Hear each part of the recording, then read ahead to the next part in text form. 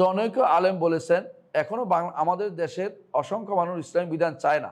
এরা ইসলামী বিধান না চাইলে যে কাফের হবে, কোরআন এবং সহিহ হাদিসের আলোকে জানতে চাই।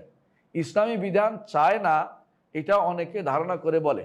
মানুষ ইসলামী বিধান চায়, এটাই হলো বিশুদ্ধ ইমানদারদের, মানে এটাই ইমানদারদের বলতে হবে যে ইসলামী বিধান চাইতে হবে। কারণ ইসলামী বিধান না চাইলে কাফের হয়ে যাবে। আল্লাহ তাআলা বলছেন, ওয়ামাল্লাম ইয়াহকুম বিমা আনজালাল্লাহু ফাউলাইকা হুমুল কাফিরুন। আল্লাহ তাআলা কোরআনে কারীম বলেছেন যে যদি কেউ আল্লাহর বিধান ছাড়া বিচার করে, সে ব্যক্তি কাফের হয়ে যাবে। আর বিচার করলে যেমন কাফের হবে, আল্লাহর বিধান ছাড়া বিচার কেউ নিলে সেটাও কাফের হবে। আর যদি কেউ মনে করে আল্লাহর বিধান চলবে না, সেও কাফের, এখন চলে না সেটাও কাফের, আল্লাহর বিধান এবং অন্য বিধান সমান মনে করলেও কাফের, আল্লাহর বিধান অন্য বিধানের চেয়ে গৌণ মনে করলেও কাফের, আল্লাহর বিধান পরিবর্তন করে অন্য বিধান ঢুকাইলেও কাফের।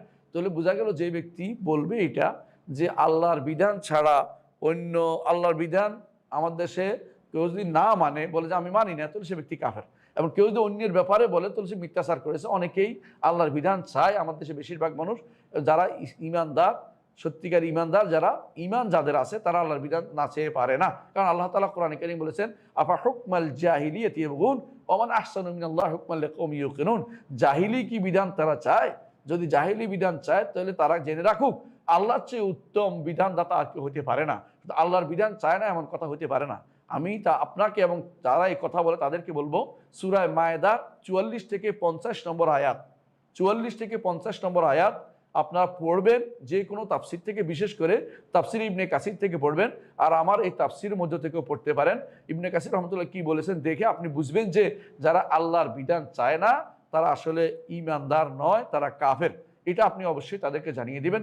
কেউ হয়তো বাস্তবায়ন করতে পারছে না বিভিন্ন কারণে, পারিপার্শ্বিক অবস্থার কারণে, সেটা আলাদা কথা, কিন্তু তার অন্তরের ভিতরে অবশ্যই আকাঙ্ক্ষা থাকতে হবে যে আমি যদি কোনো কিছু সুযোগ পাই আল্লাহর বিধান প্রতিষ্ঠা করব। কেউ যদি তার ঘরের ভিতরে আল্লাহর বিধানের বিরোধী কাজ করে এবং আল্লাহর বিধানকে অপছন্দ করে, সেও কাফের। কেউ যদি কোনো বাইরে নিজের সমাজের মধ্যে, সমাজপতিও যদি কোনো আল্লাহর বিধানকে অপছন্দ করে, সেও কাফের। শুধু রাষ্ট্রপ্রধানই কাফের হয় না, শুধু বিচারকই কাফের হয় না, ব্যক্তিও সেখানে কাফের হয়, সমাজপতিও কাফের হয়, প্রতিষ্ঠানের প্রধানও কাফের হয়, এবং তিনি ব্যবসায়িক যে কাজ করেন, ব্যবসায়ী, তিনিও কাফের হবেন যদি কোনো আল্লাহর বিধানকে তিনি অবজ্ঞা করেন বা তিনি শুনতে না চান। আশা করি বিষয়টি আপনার বুঝে আসবে।